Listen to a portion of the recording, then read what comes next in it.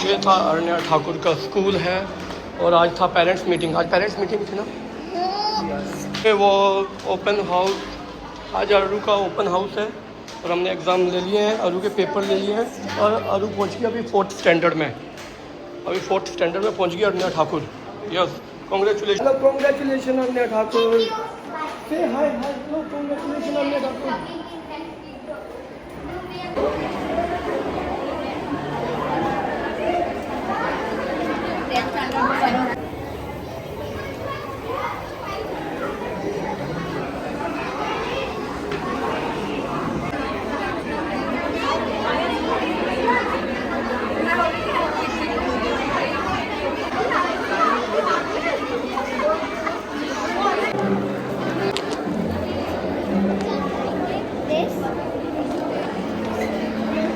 Why you want this? It's interesting because some of my books I don't know what happened to them because of that. It's a story.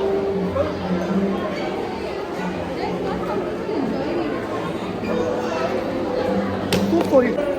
Two is enough. I want some scary. Scary. Because I'm fan of horses. This is scary. Bike one. No, it's not. I think not this. Papa, that side is.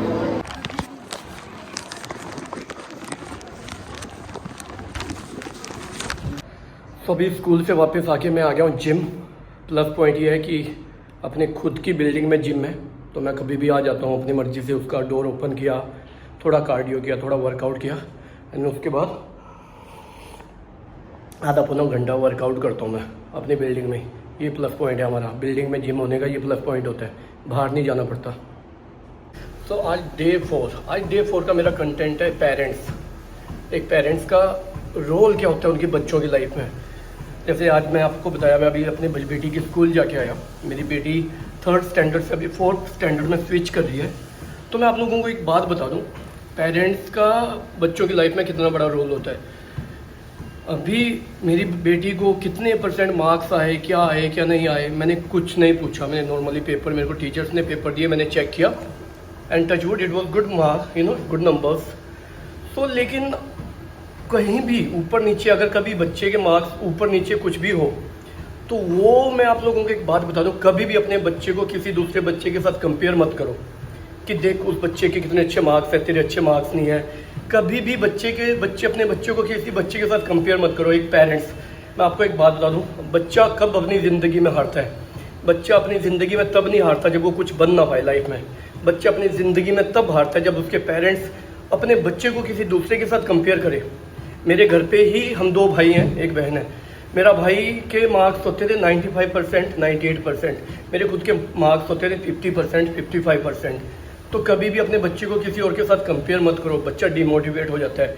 एक parents का motivation बच्चे के लिए बहुत matter करता है life में success होने के लिए, लाइफ में आगे बढ़ने के लिए।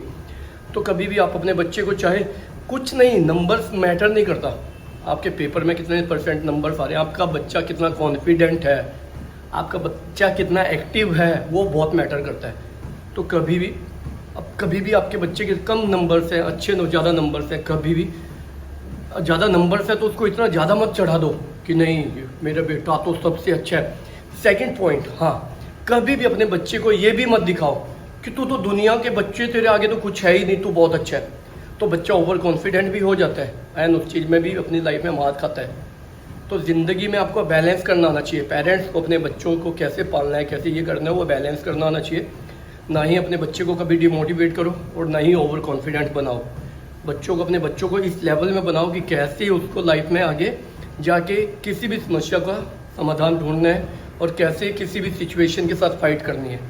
तो अपने बच्चों को कभी भी डिमोटिवेट मत करना और कभी भी ये मत बोलना तेरे तो अच्छा नहीं है, तू सामने वाले बच्चे को देख, तेरे पढ़ाई में अच्छे नंबर नहीं है, तू सामने वाले बच्चे को देख, ये कभी मत करना।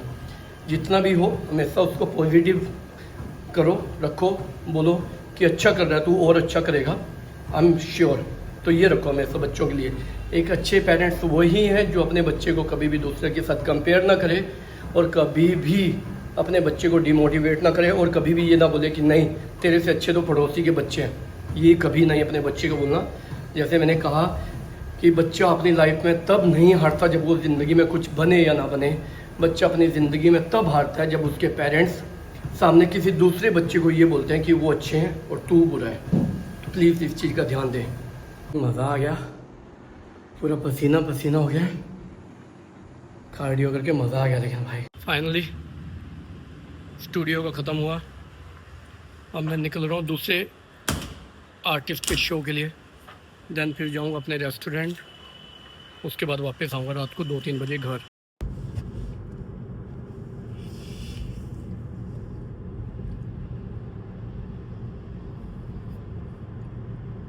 और अभी जा रहे हैं हम फिर से एक जगह कुछ चीज़ें चेक करने के लिए। आगे का जो हमने रेकी की थी लास्ट वीडियो में, एक प्लेस की, एक वेन्यू की, उसकी दोबारा दूसरी मीटिंग के लिए। एंड उसके बाद उसको एग्जीक्यूट कैसे करना है। हमारी वो मीटिंग हुई थी उस दिन, उसके बाद हमारी डील ऑलमोस्ट शायद डन हो जाए, जो भी हमने उनको बजट दिया था एंड ऑल।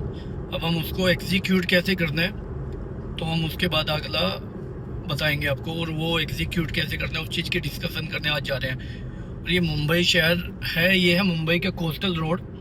आप जब भी इसमें ड्राइव करते हो ना, आपको ये पूरा दुबई वाला फील आता है कि आप दुबई में ड्राइव कर रहे हो। ये बहुत ही प्यारा बनाया हुआ है, बिल्कुल समुंदर के बगल में। एंड एक side high towers, buildings, and दूसरी साइड समुंदर और बीच में प्यारा सा रोड। ये है Mumbai.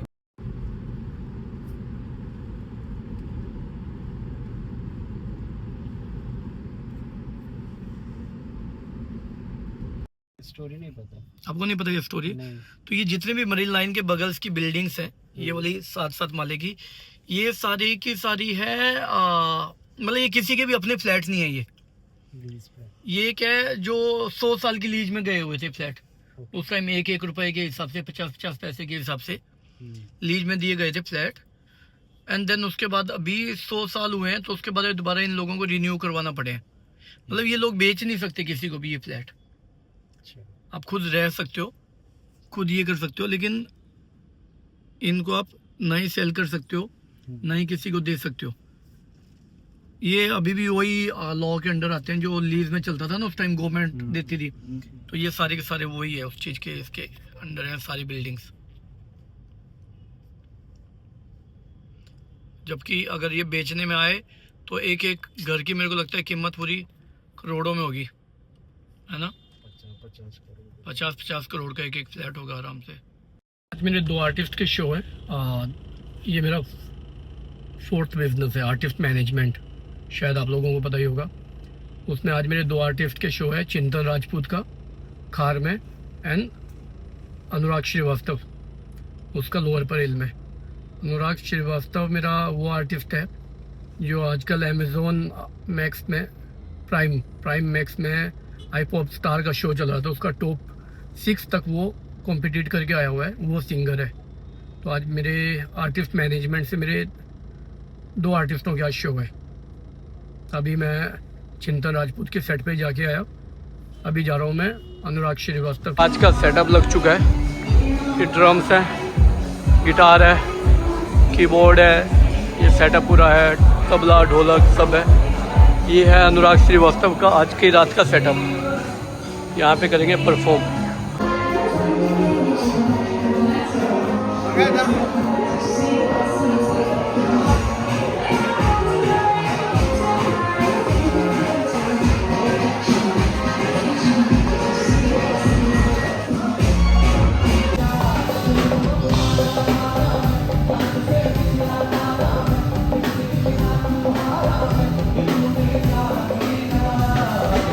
Hey, what's up? Welcome back. Sorry, अभी मैं बैठा हूँ थोड़ा ये स्टोर रूम में बैठा हूँ। मेरे को थोड़ा एसी बाहर एसी से थोड़ा प्रॉब्लम हो रहा था, इसलिए मैं आके स्टोर रूम में बैठा हूँ यहाँ पे। तो मैं आप लोगों को जैसे बता रहा था कि ये मेरा 4th जो बिज़नेस है, आर्टिस्ट मैनेजमेंट। मैंने आपको बताया कि मैं छोटे 5-6 बिज़नेस रन करता हूँ। ऐसा नहीं है कि मेरे सभी बिज़नेस बहुत बूम हो चुके हैं, छोटे हैं, बट मैं अपने बिज़नेस करता हूँ सारे के सारे। ये है 4th बिज़नेस मेरा, आर्टिस्ट मैनेजमेंट, सॉरी मेरी तबीयत थोड़ा ठीक नहीं है, तो ये मेरा इसमें मोस्टली मैं आप लोगों को बताता हूँ ये कैसे आर्टिस्ट मैनेजमेंट एक कैसे रन होता है ये बिज़नेस। इसमें आपको कुछ नहीं करना है, आपको एक अपनी कंपनी रजिस्टर करवानी है एंड उसके अंडर आपको 3-4 आर्टिस्ट लेने हैं। फॉर एग्जांपल आपने सिंगिंग वाले, डीजे प्ले करने वाले, इस तरह के आर्टिस्ट आपने ले लिए एंड उनकी आपको फिर डिजिटल मार्केटिंग करनी है। डिजिटल मार्केटिंग करनी है एंड उनके लिए बिजनेस पुल करना है। तो जैसे आप एक आर्टिस्ट जब साइन करते हो तो वो 15% मिनिमम डील में साइन होता है। Whatever they earn they will have to give you 15% of that amount. So normally अगर आप आज का शो कर रहे हो 1 लाख रुपए का, तो उसका 15% आपकी मैनेजमेंट, मतलब जैसे मेरा सिंगर है अगर वो शो कर रहा है तो उसका 15% आज की रात का मुझे आएगा। तो ये आर्टिस्ट मैनेजमेंट ये बहुत ही स्मूथ और बहुत ही प्यारा बिजनेस है। अगर आप लोग भी कोशिश कर सकते हो इस चीज़ को करने की, अगर आप अच्छे 2-4 आर्टिस्ट अपनी मैनेजमेंट के अंदर उठा लो एंड वो वायरल हो जाए, वो हिट हो जाए, तो नॉर्मली एक बेसिक एक आर्टिस्ट शो करने का एक आर्टिस्ट चार्ज करता है 50,000 रुपये नॉर्मल, मैं बता रहा हूँ 4-5 पीस का। एंड देन डिपेंड्स करता है कि कितने हाई लेवल का आर्टिस्ट है, कितना फेमस आर्टिस्ट है। वो 50 लाख, 1 करोड़, 1.5 करोड़ ऐसे भी चार्ज करते हैं एक रात का। तो अगर आपका आर्टिस्ट, अगर कोई भी एक आर्टिस्ट आपका वायरल हो गया, आप देखते होंगे मोस्टली मैं अपने एक आर्टिस्ट है मेरा चिंतन राजपूत, उसकी वीडियोस काफ़ी डाल रहा हूँ आजकल। तो मैं उसको वायरल करने के पीछे लगा हुआ हूँ कि जितना वो वायरल होगा, जितना हिट होगा, उतना मेरे लिए प्लस पॉइंट है, उतना ही शोज़ ज़्यादा आएंगे अपने पास, और उतने ही जितने ज़्यादा शोज़ आएंगे उतने ही ज़्यादा हम अमाउंट मांग सकते हैं। फॉर एग्जांपल अभी के लिए हम उसके शो का 1.5 लाख रुपए एक रात का एक शो का चार्ज करते हैं, आगे जाके 2.5 लाख, 3 लाख, 4 लाख, 5 लाख, 10 लाख ऐसे चार्ज करेंगे। तो ये है मेरा 4th बिजनेस जिसमें मैं आर्टिस्ट मैनेजमेंट रन करता हूँ। सो मैं आप लोगों को एक छोटी सी बात बताऊँ, बिजनेस रन करना इज़ गुड। देखो ये डिफ़िकल्ट भी बहुत है, बट आप ये मत सोचो कि मैंने बहुत बड़ा बिजनेस करना है। आप छोटे छोटे बिजनेस कर सकते हो। ये चीज़ सीखी थी मैंने ड्रीम 11 से। ड्रीम 11 ने एक चीज़ की थी, आप लोगों को एक बात बता दूं। ड्रीम 11 ने क्या किया, नॉर्मल लोग होते जे 10,000 रुपये का बैटिंग करो, 50,000 की बैटिंग करो, लाख के रुपए की बैटिंग करो। ड्रीम 11 ने क्या किया, ड्रीम 11 ने टारगेट किया 90% जो हमारी इंडियन आबादी है, 150 करोड़ में से 140 करोड़ की जो आबादी है, जो 150 रुपये में बिलीव करती है, उनको टारगेट किया। एंड वहाँ से उन्होंने वो बिज़नेस रन किया, छोटे अमाउंट का बिज़नेस रन किया, 50 रुपये से लेके 1 रुपये से लेके 100 रुपये तक, 100 रुपये से लेके 2 लाख 4 लाख तक। एंड उससे ही उन्होंने विद इन 5 ईयर ड्रीम 11 में भी 100 करोड़ तो बहुत छोटी सी बात है, मैं बोल रहा हूँ, हाँ 5,000 10,000 करोड़ की इतनी बड़ी कंपनी बन चुकी थी विद इन 5 ईयर। तो बिज़नेस छोटा हो या बड़ा हो, आपको करने की स्ट्रैटेजी आपके पास होना चाहिए, मार्केटिंग स्ट्रैटेजी आपके पास होना चाहिए, और करने की हिम्मत सबसे बड़ी बात है वो आपके पास होना चाहिए। तो मैं भी वही कर रहा हूँ, छोटे बिजनेस रन कर रहा हूँ, ऐसे चल रहा है। ये है मेरा 4th बिजनेस, आर्टिस्ट मैनेजमेंट। मैं भी और आर्टिस्ट ढूंढ रहा हूँ, अभी मेरे पास 2 आर्टिस्ट हैं, अभी भी मैं 4-5 आर्टिस्ट और ऐड करूँगा एंड देन उसके बाद हम पैन इंडिया रॉक करेंगे। आप लोगों को किसी को भी कभी भी कुछ लगे, किसी को भी बिजनेस के रिगार्डिंग पूछना है कि क्या चीज़ को कैसे करना चाहिए या क्या कर कुछ भी, तो आप मुझे DM कर सकते हो, आप मुझे कमेंट कर सकते हो एंड हम लोग डिस्कस कर सकते हैं ये पॉइंट। Thank you. अभी हो रहे रात के 1:30 बज रहे हैं अभी। अब मैं एक जगह से निकल के दूसरी जगह जा रहा हूँ, फिर से चिंतन के शो में। अभी वहाँ जाके चेक करूँगा, फिर उसके बाद निकलूँगा घर, और घर पहुँचते पहुँचते मुझे बजेंगे 3। मैंने तुम्हें बताया ना मेरा रोज़ का एटलीस्ट 100 किलोमीटर का ड्राइव हो जाता है एंड 4 और 5 तो सुबह के सोने के लिए बच जाते हैं। चलो बाय गाइस।